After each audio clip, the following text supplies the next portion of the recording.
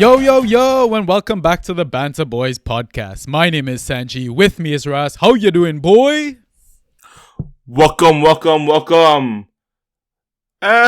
It's okay. You know, fall is hitting in Canada. I don't think I've seen the sun in like a week or something. So I don't think you ever see the sun in England. Yeah.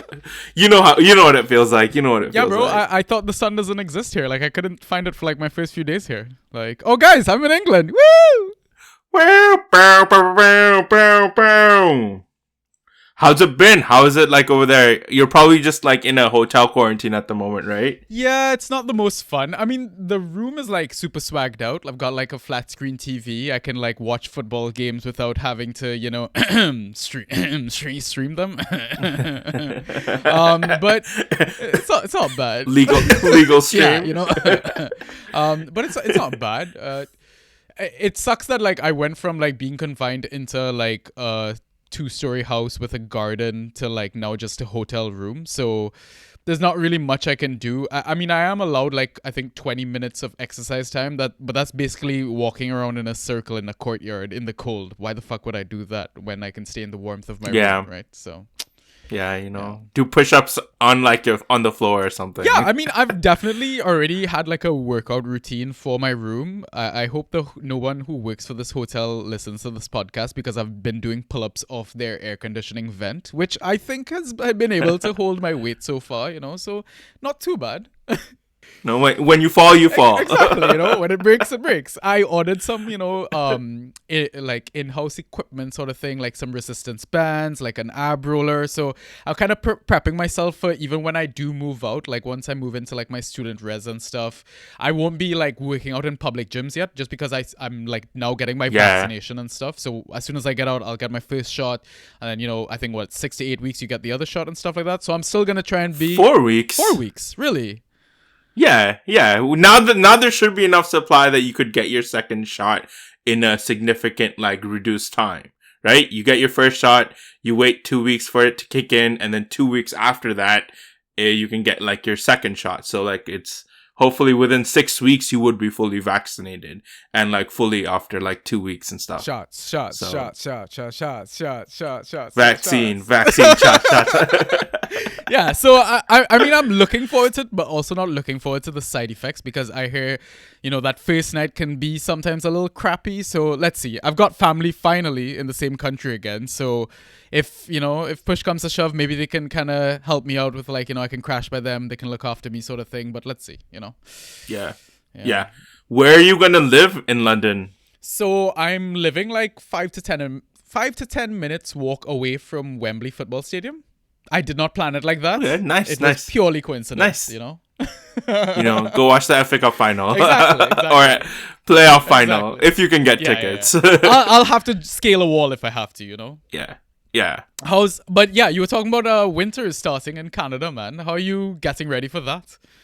Not winter starting, but like, it's about the time where like the weather's dreary and stuff like that. The temperature's still been pretty good. It's still been like, high teens, maybe low 20s, not too bad. At night, maybe I'll get a bit chilly. It's been pretty humid though so far, but apparently Canada's supposed to expect a really, really bad winter. Just like lots and lots of snowfall.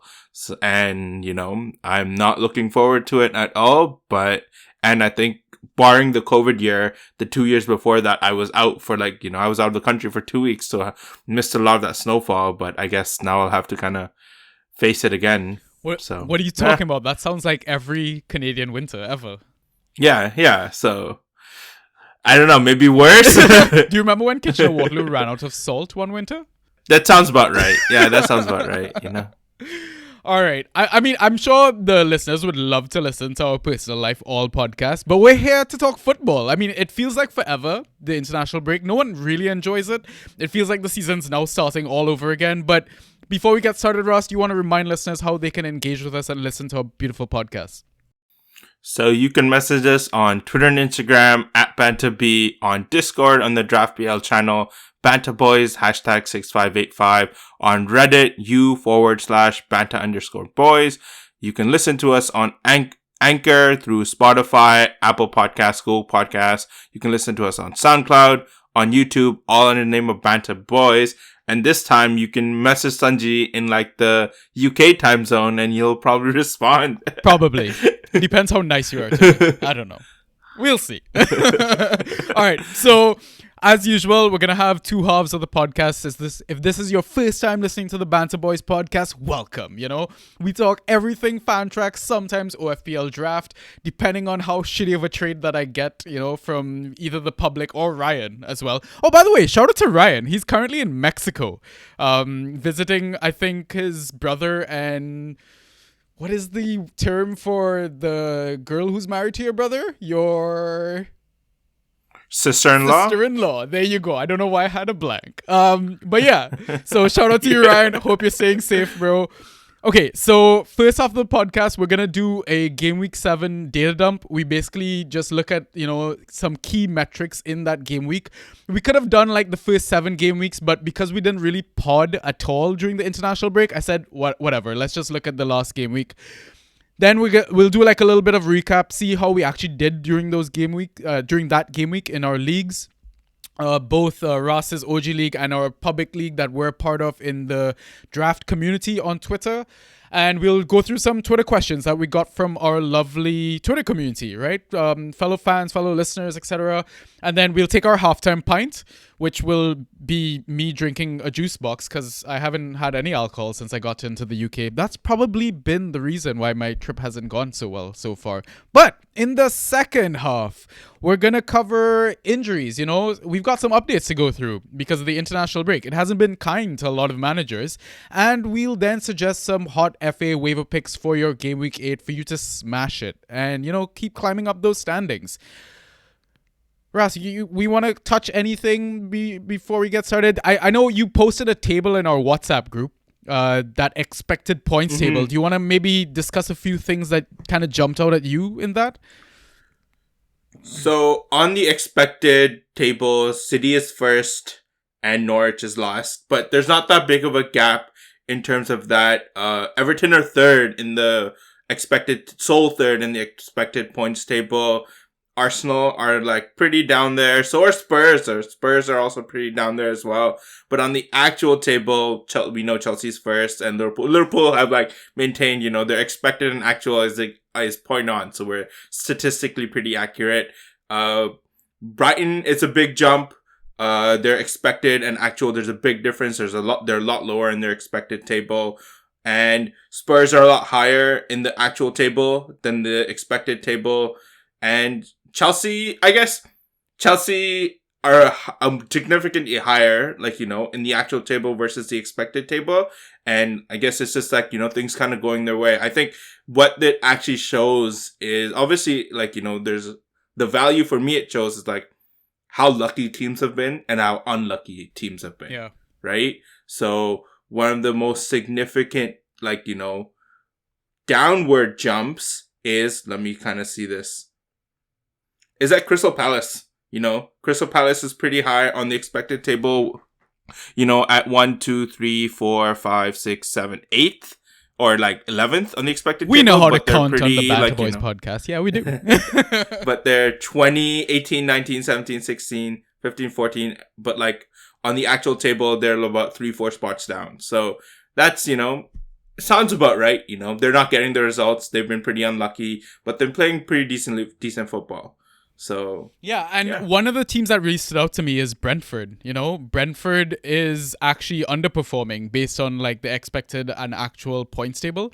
So for a promoted team, they're smashing it, and you know they could be here to stay for realsies. So let's see how it goes. I feel like we are probably a lot lower on that expected table because of, you know, that 1-1 draw versus you guys. Who, like, we should have probably lost that game according to the data. But yeah, so maybe we can like retweet this table so it kind of helps with our podcast discussion, etc. We'll add it to the thread when we post the podcast. But yeah, it was very interesting to see this stuff. Did you watch any of the international football, any of the international games? Nah, fam. I don't watch it. I'll see what's going on and stuff. Apparently there is a bit of a like the upcoming the European World Cup qualifying and stuff. So Like Denmark is undefeated and is probably gonna Oh, I think they qualify. did qualify. Same, I think Germany was the they first did nation to qualify, other than Qatar, the host, obviously. And I think Denmark Yeah, is the second yeah, country to qualify, actually. yeah. Ukraine has 1 win and 6 draws and 9 points in 7 games. Like, whoa. Scotland might be hopeful to qualify. Wales have to kind of fight Czech Republic, and Norway and Turkey might have to compete for a spot as well. Austria's out, and Poland and Albania are in the balance. And apparently Romania, North Macedonia, Armenia can all qualify. And the other teams like the Spains and the Italys and the Englands are all expected to qualify as well. So might be a good one for our like the European ones. I feel like the European ones are usually the most interesting in terms of like, oh, we've never seen these teams before, right? We know like the South Americas, you'll have the Brazils and the Chiles and the Uruguays and the Argentinas, and then with I think the Asia one, you'll have the Japans and maybe Australia, I think, are the two big ones. I'm not sure actually. That's something that we should look up, but Yeah. Well, probably. I don't know. I'm okay. I'm okay with just seeing the 32 teams or the 48 teams or whatever, how many number of teams that will be in 2022 winter. So. Yeah. I mean, the only things I really turned off during this international break. One, because I was also traveling, so I really didn't have the time to keep up with what was going on. So it was all through word of mouth. Hearing that Brazil is going to be playing like up until the night before the Brentford-Chelsea game this Saturday. So like there's a chance your Brazilian assets might not be playing on the weekend, right? So kind of take note of that. Because I live in England now, so I can have access to the games and stuff. So in my hotel, I had like the England-Andorra game on in the background, watching that live. It's so weird to see a game live and be like, oh, then the notifications come into my phone. Okay, that's how it works. Okay.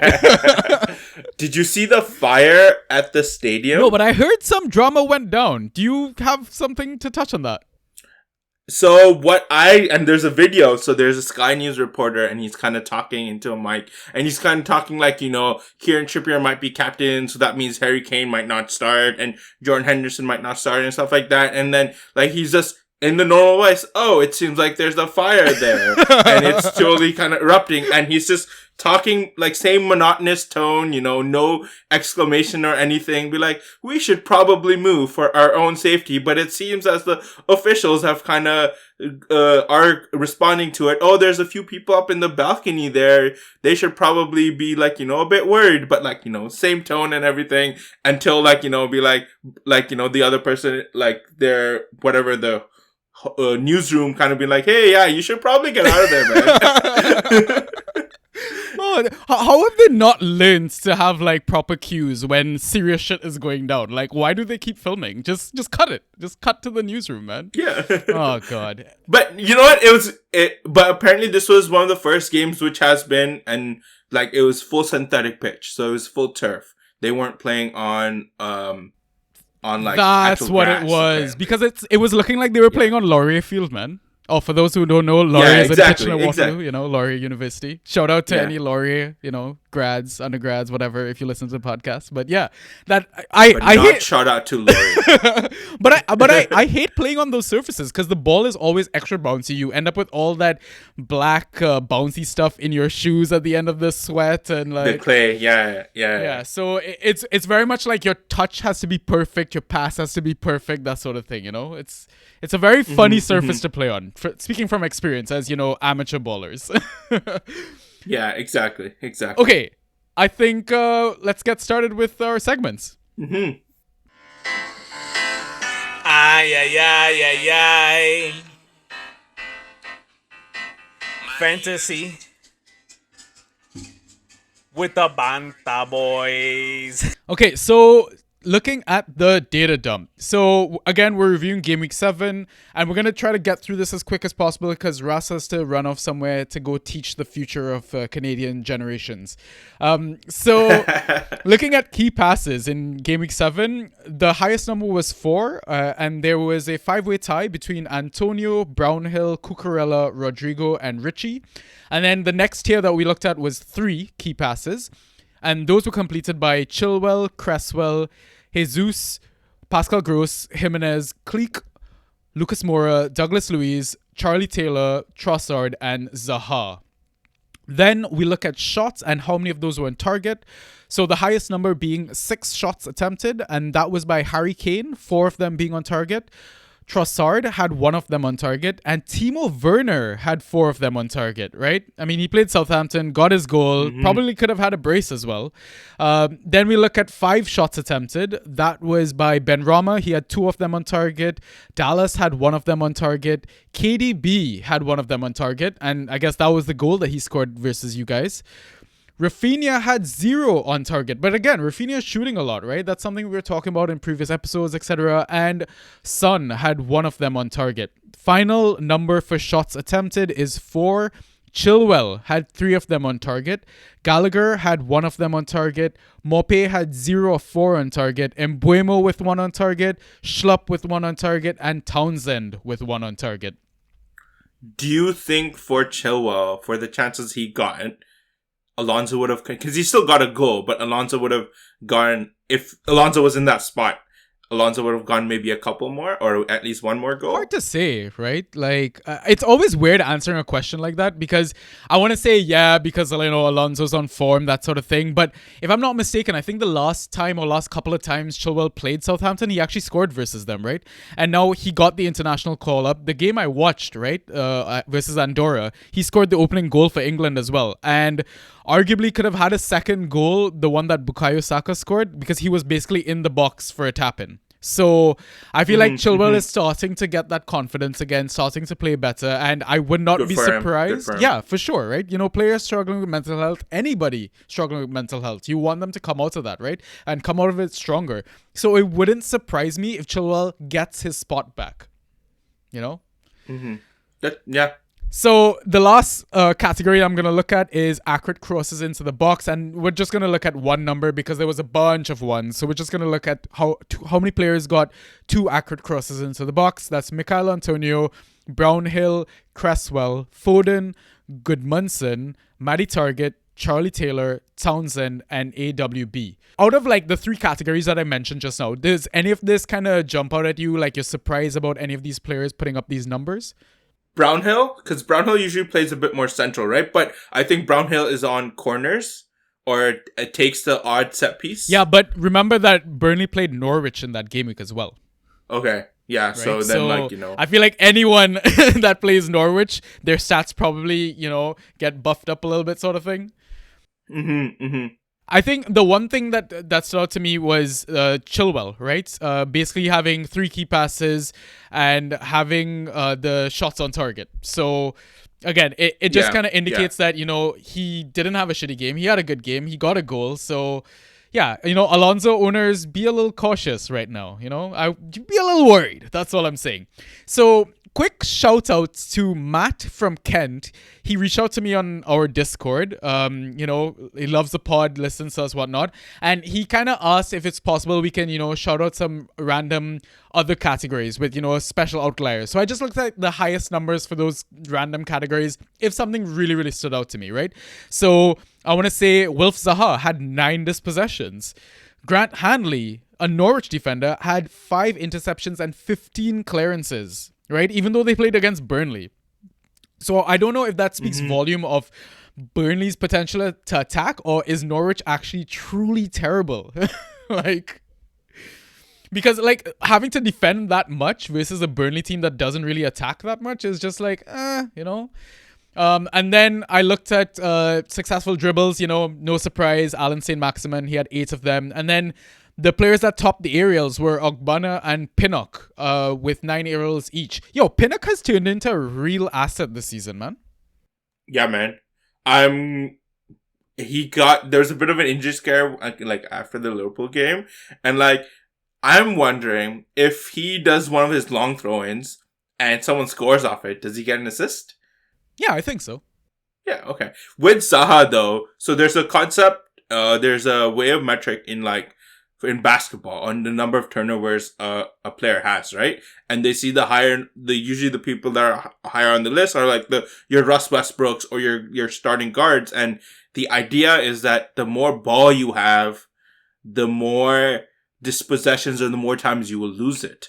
So maybe a stat like 9 dispossessions does kind of sound alarming, but it doesn't really sound alarming saying that, like, Zaha has majority of the ball for Crystal The play is Palace. going through him a lot Yeah. more. Yeah. True. A lot more, yeah. So there's that point, and maybe then you need to kind of see it on like average time ball had, and then kind of like correlate it to dispossessions, and then kind of like, standardize it a bit and see like, do these 9 dispossessions still kind of hold up on like, because 9 dispossessions, but at the end of the day, the way we measure it in Fantrax is 0.5 for each dispossession. So the Fantrax game isn't going to be like, super kind to us in that sense, but just something to kind of see that, like, okay, yeah, but Zaha's always been known to dispossess the ball a lot because all the play goes through him. So he has the ball most of the time for Crystal Palace. Yeah, that's true. All right, cool.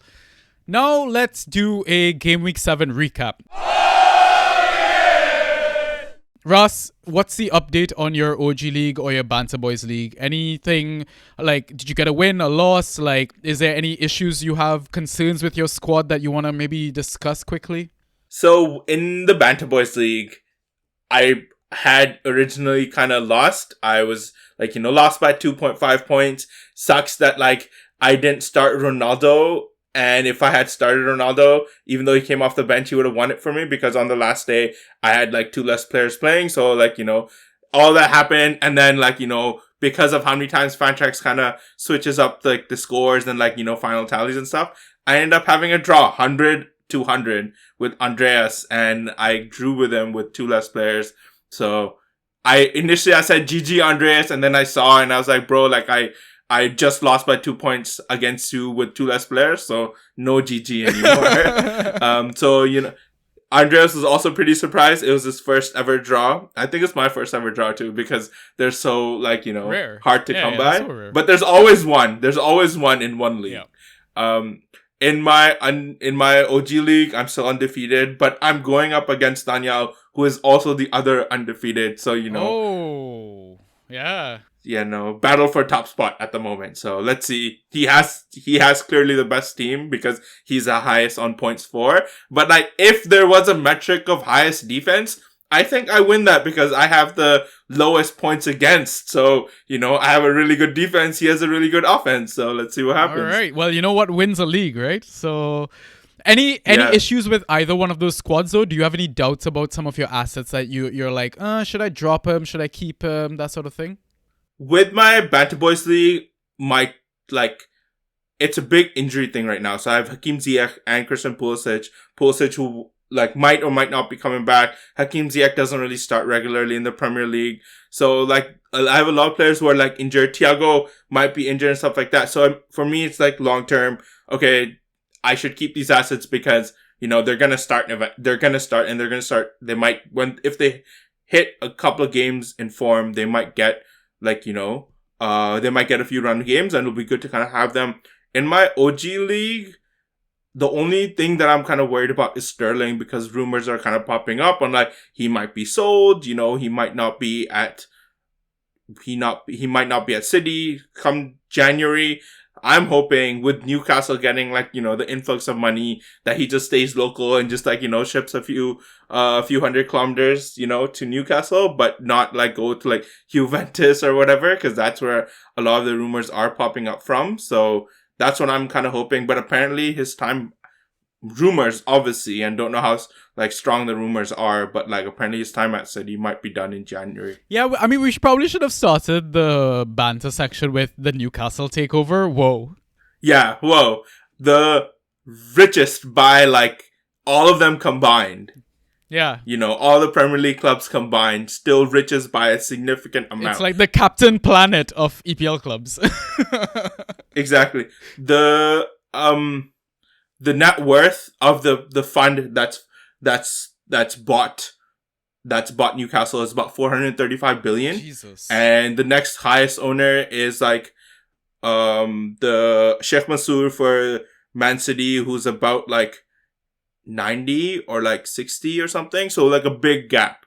And like, but apparently the fund that's bought Newcastle said like, we're not going to do like, put like $1 billion right at the start. They're going to be like, they said like they're going to do 150 million per year for 4 years and see where that gets them, right? So how long how many seasons do you think it's gonna take for us to see Newcastle in a European competition? City took 3 years. So I'm guessing about that time. 4 years, if they have the right investments and if they get the right people like managing the club, I would say, about 4 years, we would see them kind of competing with like the top six, right? Or the big six. Yeah, and if you had to pick one player from their current squad to stay in that team, because with all that money, men getting shipped out for sure. Like, yeah. Like Steve Bruce is definitely gone. Yeah. But I think first, the only player that stays is ASM. 100% for me as well. Yeah. Everyone else is bye-bye. There's there's a significant gap in I'm just waiting for the Rubinho's debacle that happened when Man City bought Rubinho was not under the new that owners. That was the first signing, right? When they got the money. Yeah. It was Rubinho, I think. Was it under Rubinho? It was. I think so. Because he was supposed to go Chelsea, but City kind of swooped in. But Rubinho thought he was going to United, so he was like, "Yeah, sure, I'll go to Manchester," not knowing that there's another club in Manchester, and then turns out it's Manchester City. Dad. Okay, let's do a quick recap on our public leagues for the Banter Boys account. In the DPL Community League, the Traore Triad League. By the way, when you combine all the leagues together, Andres is first in all of the DPL Community League. So shout out to you, Andres. Congrats. Nice. All of our advice and help is paying off. Andres, you got a GG. Well, I mean, he's still asked for help in this one too. But technically we're all first. Yeah, exactly. Right? So we're all winning. The community wins when Andres wins. We love you, bro. So I unfortunately had a loss in this game, 68 to 83.75 points. The final nail in the coffin was when KDB scored that goal versus Liverpool. My opponent obviously had him. So I sit in 5th place on 13 points. The top 3 in that in my league is on 18 points. So I'm not too far off that place. It's a little sad, though, that my highest scoring player was Charlie Taylor, who I brought in on the waivers. He scored 21 points. The second highest being a goalkeeper. And you know my love of goalkeepers, right? With Ramsdale with 12.5. So I dumped Charlie Taylor. I am on this whole, I'm going to target Norwich. So I basically wavered in Lewis Dunk for Charlie Taylor. But now I'm a little concerned about my squad, right? Varane is injured now. Laporte, even though I have him, he seems to be very clean sheet dependent. But I mean, Rashford is back from injury, right? So I'm like, do you think it's smart to drop either Varane or Laporte, or do I hold them and just try to, I don't know. What do you think about that? I mean, do you have an IR spot? No, in neither of my leagues, honestly. Yeah. I was like, you could move around into the injury spot and bring Rashford back. Yeah. So that's probably what I need to look into. See what I'm trying to ship out one of my forwards to get Rashford back in my team, but I'll see what I have to do. But yeah, I don't know. Maybe Laporte, but City do have the best defense, bro. It's beyond doubt that that's true, right? We saw the expected table. Apart from our draw, I think most obviously the first game was error, but they've only conceded the 3 goals this season in the Premier League, and 2 of them were against the best offense, and the other one was a lucky deflection. So you're telling me I shouldn't pick up Phil Jones then? That's what you're telling me. Did you see him trying to dribble, but then him totally fumbling? Oh, no, United training or something? But apparently there's another video, I don't know how recent this is, that he megged, they were doing Rondo and Ole was in the middle and he megged Ole. That's why he's getting the start. Ole just feels bad, Oh, man. Okay. In the Champions Cup, though, the cup knockout format for that, again, I had another loss, 68 points to 79.5 points. I'm 5th place of the 6 teams, 6 points behind, but there's 6 games left. So maybe by some miracle, by hook or crook, I can somehow get one of those top 2 spots. I really doubt it, though. But let's jump across to the IGL League, International Genie League. Our boy Robbie P is top of all leagues in that competition. Big shout out to you, Robbie. You talk to us a lot off the air, so shout out to you. Nice. Looking at the IGL Cup in that, so the IGL Cup is a knockout version in this one. It's not like a points table like the other one. And my first opponent I'm facing in this game week, right? So good luck to whoever you are. I don't know who you are, but I hope I beat you as well. But moving on to the Sunday League, the regular standings, that sort of thing. Another dub for the Banter Boys, 117.75 versus 92.75. I basically beat one of the guys that I was tied on points with. So now I have my 3-point gap again at the top.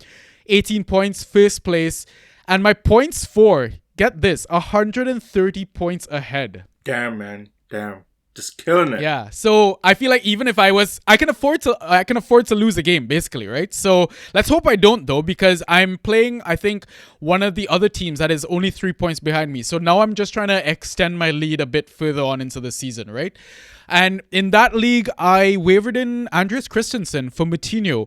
I feel like because we don't play with the additional statistics like we did in the OG League, you know, with the ball recoveries and all that sort of stuff. Ball recoveries and the foul stuff. Moutinho just feels like not as good of an asset this season. I don't know. How do you feel about that pickup? Was it decent? Because, okay, let me just note that I've got Thiago Silva and Azpilicueta in my defense as well. So, like, I'm kind of covering that rotation. Yeah, and, like, it's... For Moutinho, his points were like his assist heavy, right? And he would be regularly on set pieces, which I don't know. He is sometimes, but you also see the share also being shared out to, like, if Podence is starting, he's also on set pieces too. Neves is sometimes on set pieces. So all of these things are kind of coming into place. And he's also kind of like, you know, Bruno Lage is kind of doing like that 3 rotation midfielder, like, you know, Dendoncker, Ruben Neves, and Moutinho, and just kind of making sure they're not like super fatigued. I feel like at one point in the future, if you did need a midfielder, you would probably go pick up Moutinho and still be able to get him. So. Yeah, true. Okay, well, I mean, when I last checked, he was still a free agent, right? So I might be safe with that one. Mm-hmm. Okay, and finally, we want to look at the Perfect 11 competition that we're in. So we moved from 31st up to 13th. And that is because in the last game week period, if you look at all teams and how they scored, we came second overall, and Ryan, our other host or, you know, other guy that pods with us, came in third overall. So, and this is like, nice. Right? So Banner Boys represent, man. Okay, finally, I think now we can move on to some Twitter questions and some trades that we kind of came across in our OFPL leagues, etc.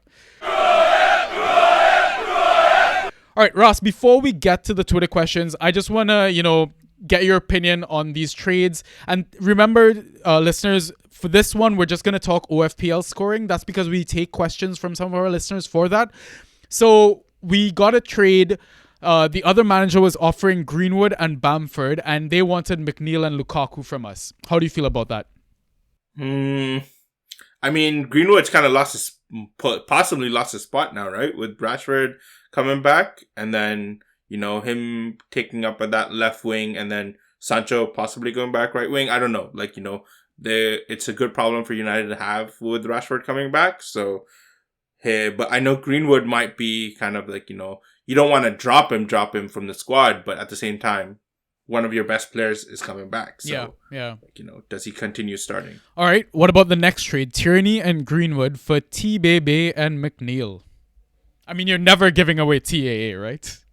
Yeah, exactly. TAA is like, you know, unless you're getting another top 3 round pick, like unless Robertson. You're getting like a Salah or like one of those. Yeah. Not even like, unless you're getting like a, I thought you meant like top 3 defender pick sort of thing.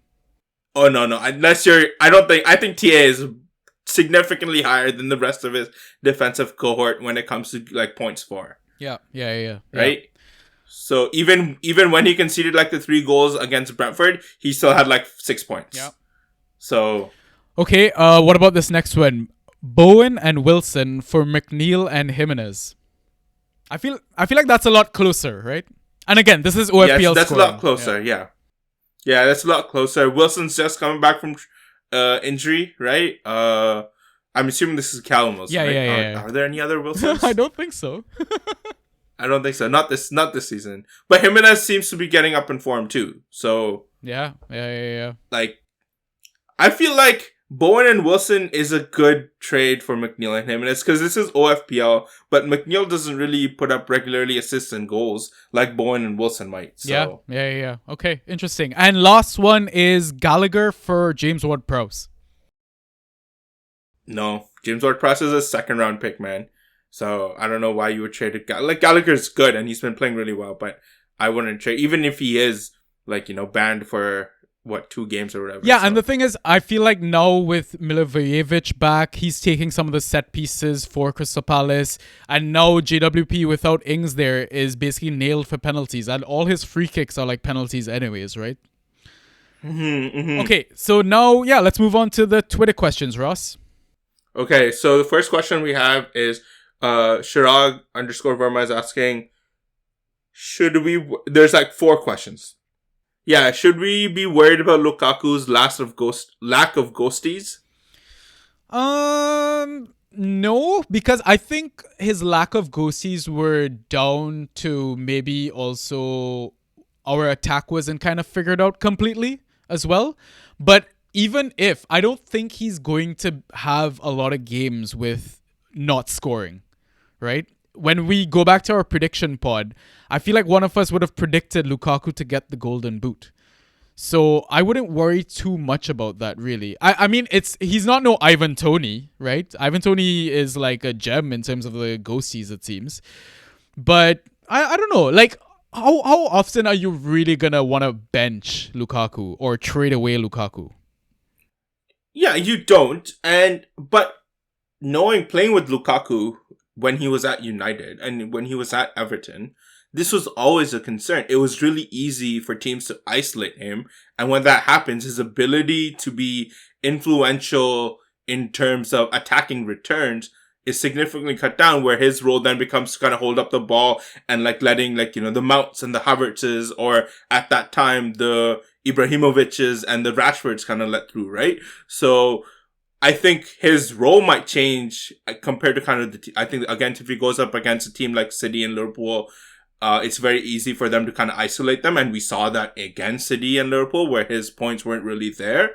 But his role isn't then at that point to then be the goal scorer. His point is then to hold up the ball, and you don't get points for holding up the ball. Yeah, and let's not forget that Mason Mount has been missing for the last few games as well. And I think he is a key part of our attack as well, right?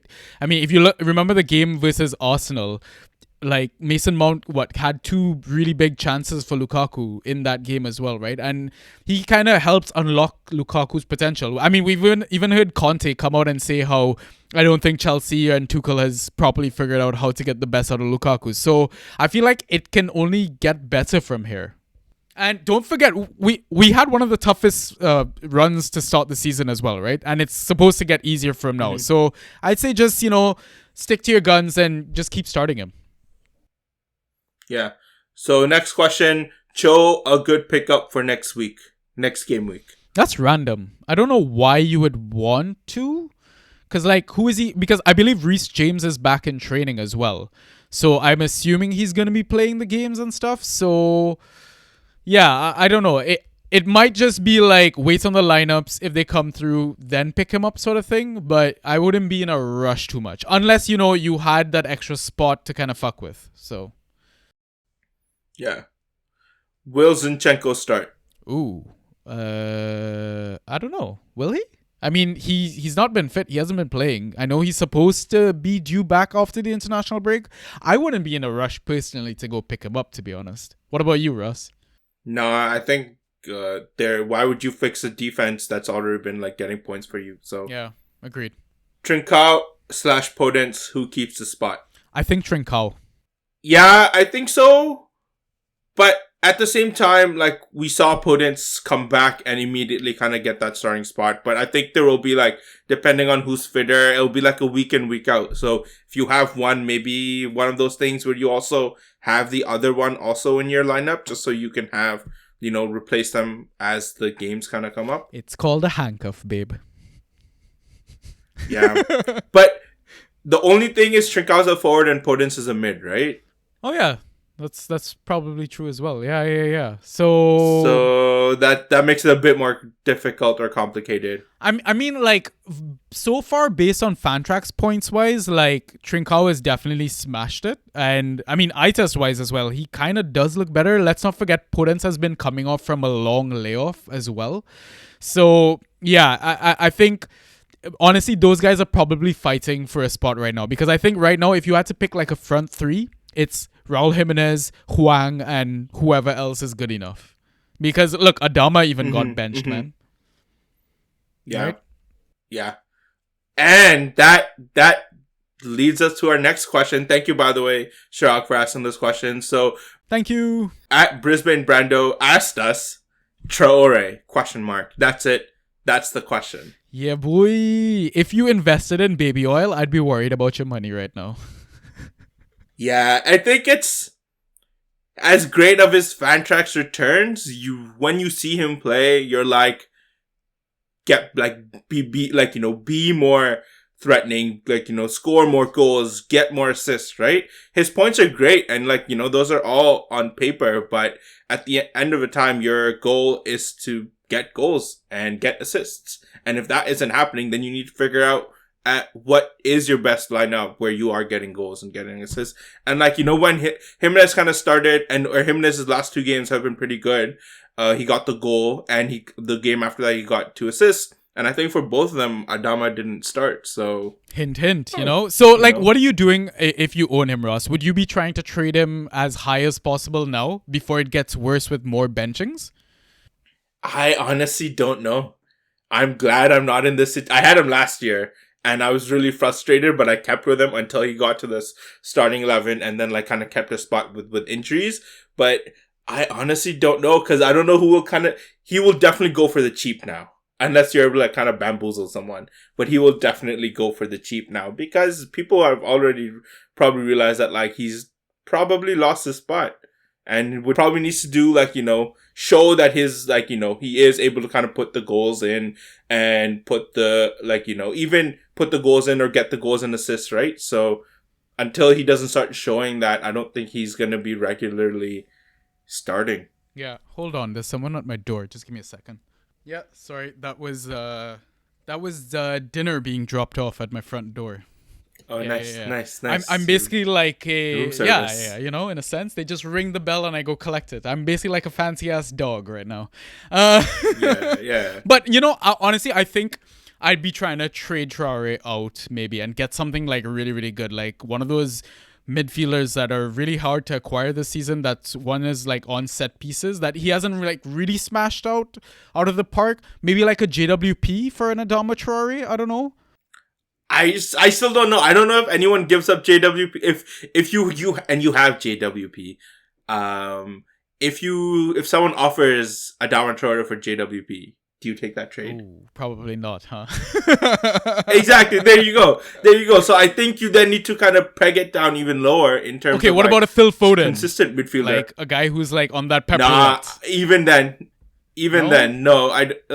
Phil Foden still has a lot of value. I feel like he's finally coming to that squad. I think it's like a Conte.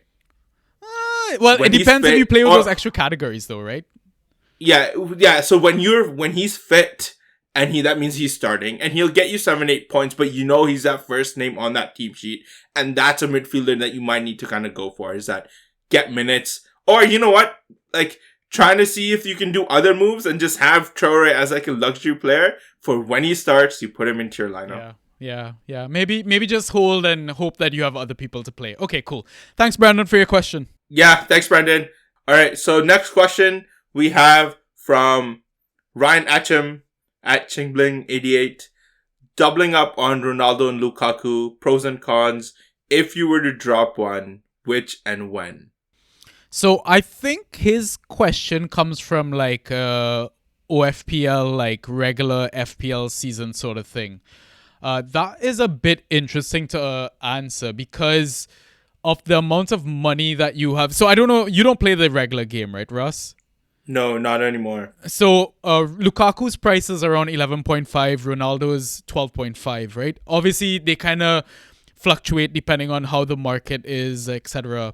And the thing is for me is that you can't have too many premiums in that game because then you're owning a bunch of like shitty players. Like your squad's gonna be filled with like a bunch of I don't know, let's say Gallagher's and Josh Brownhills and that sort of stuff, right? So I mean, if you're going to spend your money, you're going to obviously put it into Salah, right? Mo Salah is the first thing that comes to mind, right? But with the tough fixture run that is coming up for Manchester United, you might have to do a bit of like a juggle, right? Between these two and maybe just go for the easier fixtures because like I feel like at any point, again, if you own both, you can't buy the likes of like, Rafinha and, like a Heung-min Son or something like that. And you can't like divest your portfolio. Is that the right financial term? I don't know. I'm an engineer, so yeah. But yeah, I hope that makes sense. I hope that helps, But if you want to talk, let's talk about it off air or something like that. Let's stick to the draft. Yeah. Thanks, Ryan. Next question we have is from Jorge Eduardo at Jorge Eduardo. I picked up Rodrigo since Bamford is out and Leeds have a good run. Should I keep him? I also have Kelechi and could bring in Hwang for either of the two mentioned above. I don't know. I don't think Bamford is out. I expect Bamford to come back because the international break came in at the perfect time for him. So I won't be surprised if Rodrigo is going to get benched again, that sort of thing. And I don't think Rodrigo did that well even in his cameos so far in the season. I mean, his biggest contribution was that Rafinha dummy that he had when Rafinha shot the ball and like Rodrigo dummied it and it just went. Yeah, but I don't think you get points for being a dummy. Yeah, you don't get. It's a bit harsh, but yeah. So I mean, if he had to drop one of those guys, I would definitely drop Rodrigo. Right? That's obvious for me because if you have Kelechi as well, I think Kelechi is now going to get a run of games. Like I feel like Rodgers finally came to his senses and started the guy. Yeah. Is Vardy still out? Vardy was out? We'll find out. What do you mean? Vardy was out for what? Vardy got injured. When? Yeah, Vardy got injured, no? Did he? I don't think so. Oh, he's back? I didn't even know he was out. Oh man. What? I thought he got injured, but like maybe not. Maybe he came back and maybe it was all good. I don't think it was anything serious. Yeah. So he should be fine. Okay, but yeah, right. drop Rodrigo and go pick up Hwang. Like, but be careful about Hwang. I feel like he is kind of return dependent. Like his ghosties aren't good or great. So just be careful with that. So thanks, Jorge. Thank you for asking. So the next question and the final question we have is from Brandon at Brandon Brisboe. Is it Timo time? And what's happened to Bissouma?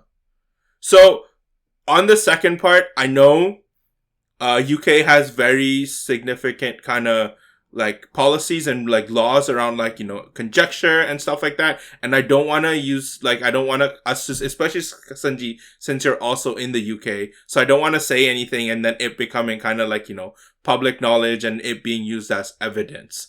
So, all we know is that there was a player that got arrested at a nightclub for assault. And we saw Bissouma, a video of Bissouma also being kind of arrested on the same day, but that's all we know in terms of facts. I don't know if anything official has kind of come out with regards to like, Brighton releasing a statement on it.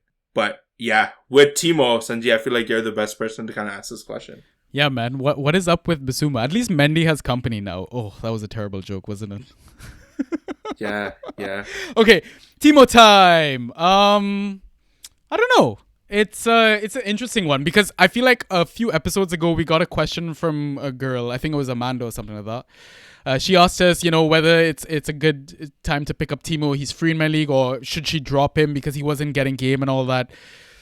I don't know. It's weird to say. Like, I know he tried to start with both Kai and Lukaku up top, but that wasn't really working out for him. So it just could be like a game by game basis. Sorry. Because I still think a fully fit Mason Mount starts with Lukaku as part of that front three or whatever. So that Timo time thing, like unless you have like another player to I don't know, to start when he gets benched, then yeah, like I don't know. It's weird with Timo, bro. Like wasn't it like I think he's been like 16 times he had like his goal ruled off or something like that in the league so far, something crazy like that. So I mean, if you have to say that he's due goals, then yeah, definitely he's more than due some goals, right? But again, with us being in Champions League and cup games and stuff like that, I don't know, man. It's a weird one to say because Timo has never been known for his ghosties either. I don't think so, at least from like his previous season. So, what do you think, Ross? Like, as if you owned Timo Werner, would you be holding him or trying to trade him after he just scored? I would hold him. I think I wouldn't rely on Timo, but I would hold him to hope that like when he does start, you can put him in your team. You can put him in your starting 11. The same reason why I have Ziyech and Pulisic. So yeah, I would hold. Yeah, like you just expect Chelsea to score goals, right? And you kind of want to be part of that, I guess. Yeah. Okay. Sweet. So that is all our questions. I mean, you kind of touched on the Bissouma part, and I made a really inappropriate joke. So I think we should move on. Yeah. And that's it for the questions. Yeah. So now is the perfect time for me to take my halftime pint/juice box break. Hey, juice box break. That kind of is a catchy thing, you know? That can be a thing. Anyways, we'll see you after the break. JBB.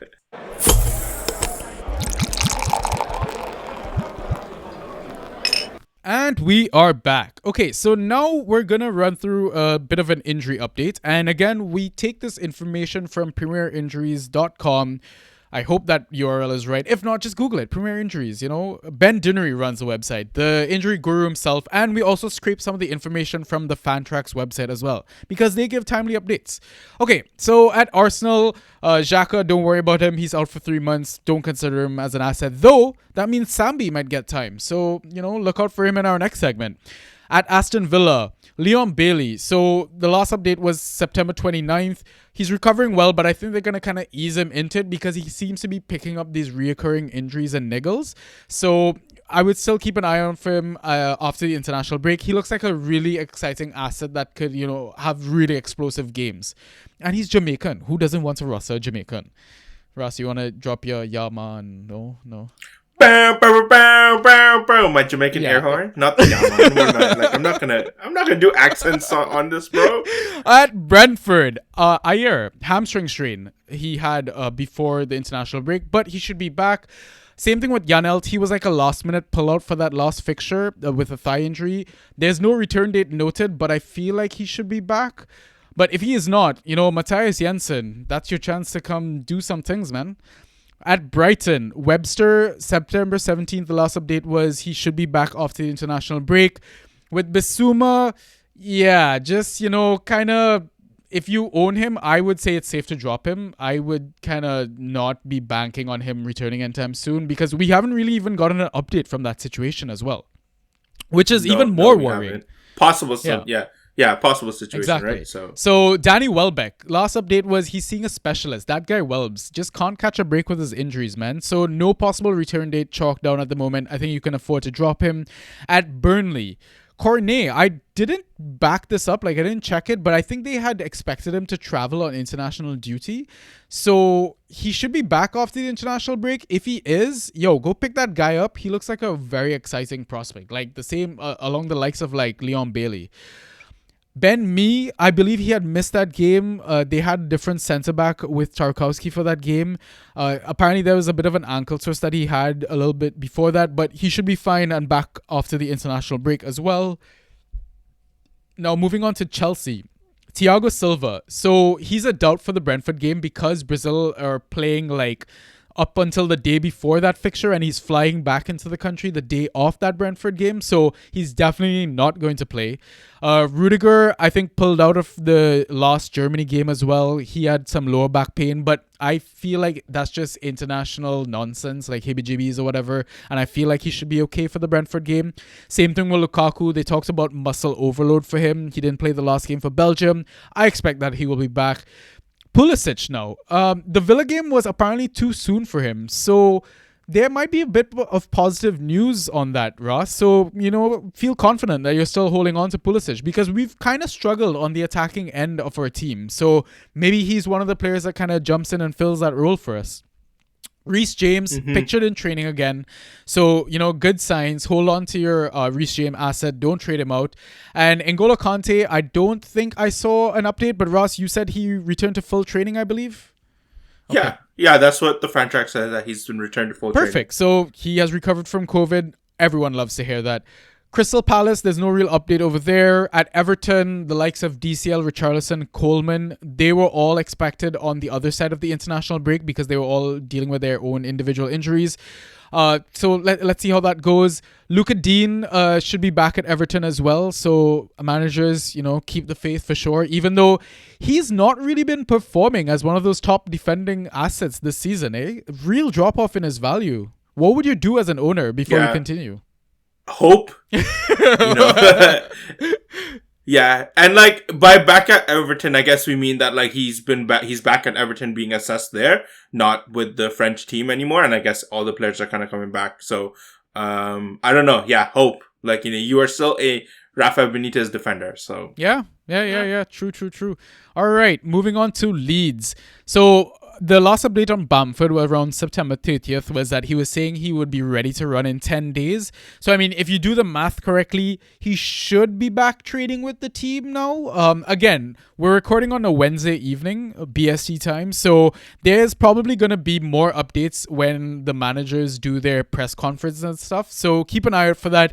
If you're still, unsure the night before the game week starts, and obviously you can adjust your lineups during the game week, shoot us a DM, and maybe if we find the information before you do, we can help you out. Calvin Phillips, there was a calf strain. He's still being assessed. Luke Ayling. So I don't know if you own Luke Ayling. Would you be dropping him? Because apparently he needed a surgical fix for a little problem in his knee. Nothing too serious, but yeah, you never like to hear the word surgery involved with an asset. So I guess, would you be dropping him comfortably? Yeah, you would, right? Yeah, possibly. Also, by the way, for Cornet, I just saw that their latest game on October 11th against Malawi, he was an unused sub for Ivory Coast. Okay, so that's good news. So, right? Mm-hmm. Okay, so moving on to Leicester. James Justin. Okay, I know it's a bit early to say, but just keep an eye on him. Possible return mid-November, right? It could be a good asset, and I feel like the Leicester defense will slowly improve as they get their better assets into the play, and by better I mean basically not Seyunchu. For Ndidi, he had a thigh injury, so that's going to keep him out a bit longer as well. Maybe early November return we're looking at. And Johnny Evans should be back after the break, but he's struggling with this plantar fasciitis issue. And I feel like when it comes into the thicker set of fixtures in the Christmas period, he won't be playing back-to-back games. So what would you do if you own Johnny Evans or you're thinking of picking him up, Ross? You don't depend, it's the same thing on you don't depend on Johnny Evans, right? You have your core defense, and then you hope Johnny Evans, when he starts, he's a really good defender, both in terms of ghost points, goal threat, all these things. So yeah, I would still kind of have him because he will still play games. It's just a matter of not playing back-to-back games or not playing. If you see he plays Europa, he might not play Premier League, those sort of things. Oh, and by the way, sorry if I scared anyone if I said Jamie Vardy's injured. I thought I saw news that he had a muscle pull, but I can't find it anymore. So Jamie Vardy is not injured. I just assume everything is great. Oh, yeah. Okay, moving on to Liverpool. So we know Thiago Alcantara had a calf issue. I'm assuming he's going to be back after the break. We know that Klopp and, the Liverpool peeps came out and said TA should be available for the game versus Watford, which is fantastic news as both owners of TBB. Jota, I saw a very interesting update. There's a little chance that he plays, and even if he does or is comfortable, it might only be from the bench. Anything to clarify on that? Even more recent update. So Liverpool officially tweeted out that Trent and Jota are expected to be available for a clash with Watford on Saturday. So. Fantastic. All right. And finally, you had some notes about Alisson and Fabinho, Russ. You want to touch on that? So I think it's the same idea for Thiago Silva. When Brazil are playing late into the week, and Alisson and Fabinho might not get back and get a chance for a training session and be available for the selection for Watford, so they might probably miss. The Liverpool kind of Liverpool have asked the Brazilian national team to let Alisson and Fabinho go early, but no news on that. So yeah, keep an eye out for like people you might be able to pick up in terms of Alisson and Fabinho replacements if you have them. Fabinho, I feel like you can drop, but Alisson, you probably don't want to drop because he will definitely be back the game after. But yeah, they might not feature against Watford. Okay, and moving on to Manchester City. Zinchenko and Gundogan were doubts before the break, but I expect them to be available again at Manchester United. Now, Varane apparently picked up an adductor strain in that final for France versus, who was it? They played Spain, I believe. They ended up winning the trophy or something, France did. But the thing is, like, Varane was walking around with the trophy and celebrations and stuff, so it doesn't seem too serious. But then Manchester United came out and said how he's going to be missing for a few weeks. So, yeah, just, something to note. Go pick up Phil Jones. I can't say that with a straight face. Rashford back as an option again. He should be up for selection, and I'm really excited as a Rashford owner. I think I picked him up in like the 5th or 6th round in my draft. You picked him up even later, I believe. Yeah, like 7th, 8th or something. That's crazy. So yeah, looking forward to the points because he was a beast last season while carrying the injury. Exactly, and they just had a behind the closed doors friendly against Blackburn, and he scored twice. There you good go, news, fam. All right, and Harry Maguire maybe back off to the break. Unlikely for the Leicester game, though. That's what Rob Dawson from ESPN says. At Newcastle, Callum Wilson pictured in training again. Dubravka could be back off to the break. Joe Willock, I know he came off as a sub during his last game. It was a bit of a hip knock, so, one to kind of keep an eye on. I don't think there's really other Newcastle assets that are worth mentioning per se. At Norwich, Matthias Norman, he had a ab injury. I don't know. Did he pop one of his 6, 7, 8 abs? I don't know how many abs this guy has, but should be back after the break. A bit more concerning for Cantwell owners. Achilles injury, possible, like maybe a strain or something like that. But would you really be keen to hold on to Cantwell? He hasn't really performed this season. Probably not. No, probably not. And he's barely played, right? Even before that, it was like personal reasons on which he was missing the game. So, yeah. Drop, and maybe if he comes back, you might want to pick him up. But at this point. Yeah. Southampton, I know Che Adams had a bit of a muscular injury while on international duty with Scotland, so keep an eye on that. JWP, the reason he's going to be missing the next 2 game weeks is because of his red card versus Chelsea, so don't be dropping this guy, don't be crazy, just hold on to him, keep the faith, keep the patience, right? At Watford, at Spurs. I completely ignored Spurs. I mean, as everyone should. I love you, Spurs fans. We love you, okay? Bergwijn. September 24th, there was no return date for him. I think it's just some issue that they've been trying to manage. So keep an eye on that, though I wouldn't be surprised if Luka Moura gets to start again. For Watford, Josh King, October 7th, it was noted that he had a knee injury and he might not be back until October 23rd. But the thing, with Watford now, they had a managerial change we saw. The Tinkerman is back, Ranieri. It's going to be interesting to see how he even, lines that squad up, right? Who knows if maybe Ismail Assar is a dud of an asset now. I wouldn't think so, but I don't think so. We might have some surprise assets coming out of Watford now, right? Okay, moving on to West Ham. Soufal, apparently on October 6th, it was mentioned he had a groin issue, but should be back after the break as well.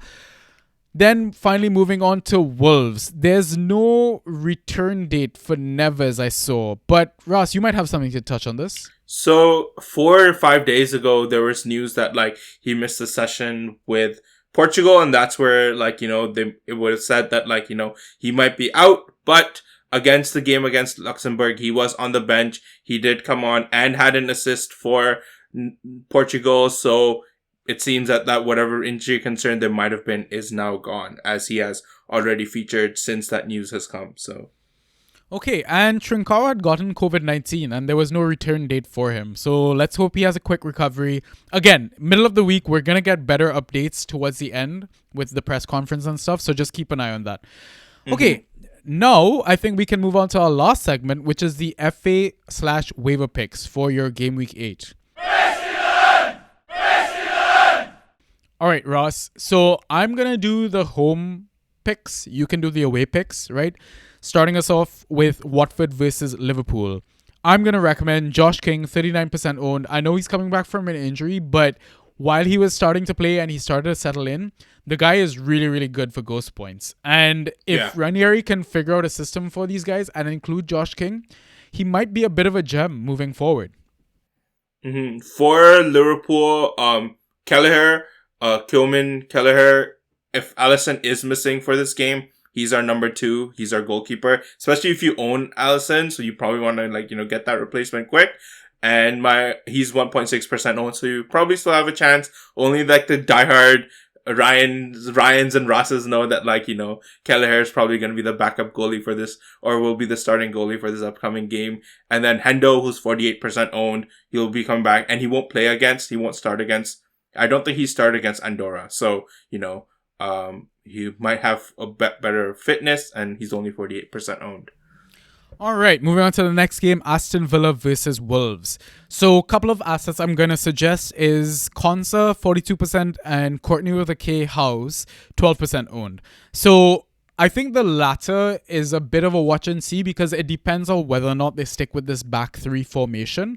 But we know that they're both serious threats from set pieces, right? And Wolves, let's not forget, did struggle to score earlier in the season, right? Villa have kind of looked really, really good. So maybe they keep a clean sheet, Aston Villa, because Emi Martinez has looked amazing for Argentina yet again. For Wolves, a goalie, Jose Sa, 46% owned. Probably the only one that might be available. Does put up good numbers. Yes, the 2 games ago, it would have been kind of inflated because he had the assist and the clean sheet.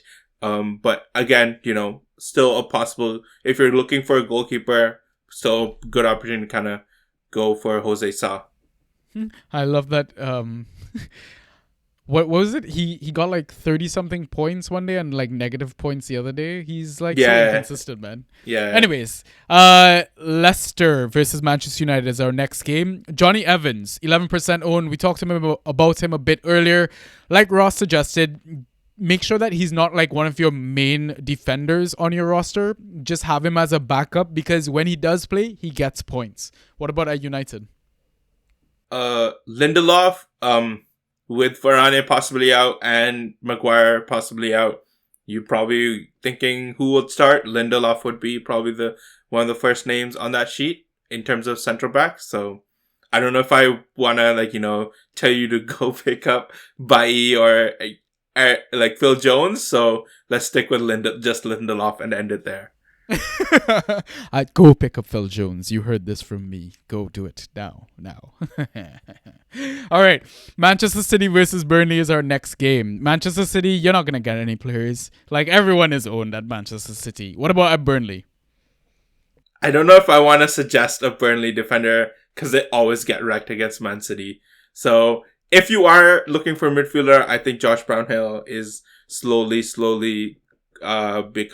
establishing himself as a consistent starter. He's only 7% owned. All right, next game, Norwich versus Brighton. Couple of assets I'm going to suggest. Matthias Norman, 44% owned, and Lise Melou, 18% owned. Now, it's rare that we suggest Norwich assets, and I feel like usually when I do, we kind of get burnt for it. But these guys seem to have good ghost points on them, man. And if Fark can maybe stick to a consistent lineup, then, I would suggest Matthias over Lise for sure. Especially in a season where we're struggling to find dependable midfielder options. For Brighton, because they're going up against Norwich, Dan Burn, 11% owned. Solly March and Alexis McAllister have good numbers, but they don't regularly start. So if you see them start, they're both 41% and 18% owned respectively. So maybe go pick them up as well, right? They are going up against Norwich. So... Yeah, good shout. Okay, next game, Southampton versus Leeds. So, couple of assets I'm going to suggest. Livramento, 43% owned, and McCarthy, 13% owned. So, Southampton have a good run of fixtures now. So, that's why I'm gonna suggest Livramento. And if they do switch to a back 3 and he plays right wing back, this guy does like to create the odd big chance for his teammates. So, he does have the potential to deliver on both ends of the pitch. And McCarthy is, because of his last 4 game weeks, he's actually been putting up decent points. And Southampton aren't a team that restricts other teams, to shooting. So you're going to expect some kind of save points, even if they do concede the odd goal. What about at Leeds? Diego Llorente, 10% owned. I feel like he is coming back into, he's kind of providing some of that defensive stability that they've missed a few games before. So, and I think he scored the game before that, the game before the international break as well. So he's only 10% owned. Yeah, goal and the clean sheet. All right, next game, Brentford versus Chelsea. Brentford, there really isn't anyone under 50% that I would like to shout out at the moment. What about at Chelsea? Big asterisks on both these players. Callum Hudson-Odoi, 26% owned, and Ruben Loftus-Cheek, 18% owned on if they start or not. So just be ready. It's a 12:30 game, so be ready on the 11:30 a.m. Eastern time, and if they're starting, go pick them up if you see them. So exactly. I think those are great options, especially RLC. He looked really, really good versus Southampton. Okay, next game, Everton versus West Ham.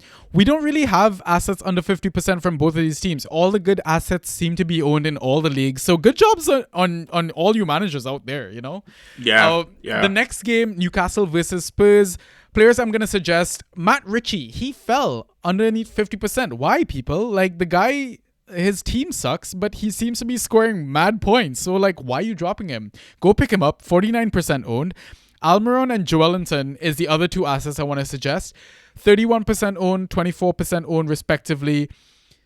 Kind of good ghosties, I want to say. More so Joelinton recently as well. But with the new takeover and Steve Bruce probably going to get the axe. Who knows what any of these assets might look like moving forward. And it's for Spurs, do I really want to suggest a Spurs defender? They are going up against Newcastle, so maybe there might be a clean sheet possibility. Emerson Royale, 49%. Eric Dyer, 41%. Christian Romero, 34%. But grains of salt. Because it's Spurs. Yeah, massive grains. All right, next game, Arsenal versus Crystal Palace. The assets I'm going to suggest from Arsenal, Gabriel Magalhaes, 44% owned, and Sambi, 15% owned. Sambi is getting decent ghost points. I want to say 7 to 9 point range without those attacking returns. And that's because Xhaka's out, right, for the next while. So I think he's going to partner Partey in that midfield. Gabriel, since he's gotten back, I feel like Arsenal just look a lot better in defense. And they've been keeping clean sheets in the last few games. So decent asset to have at the moment. What about Crystal Palace? James MacArthur, 40% owned. Yeah, I think he's putting up decent numbers. He's starting, I know it's more competition with him and Milivojevic, but if he's continued to starting, he is putting up decent numbers. Yeah, go check him out. He's only 40% owned and he's averaging 7-8 points a game. So all right, and that is the end of our picks. Ross, you have to run off to a meeting now, don't you? Yeah, 2:00. I have to go to the office, so I'm gonna see if I can grab something to eat and then run to the office. All right, so before you go, do you have any final points? Anything you want to say? No? Yeah? No, I gotta rush, man. All right, so on that note, listeners, we will catch you on the next episode. Good luck for your game week, and we'll see you soon. Peace.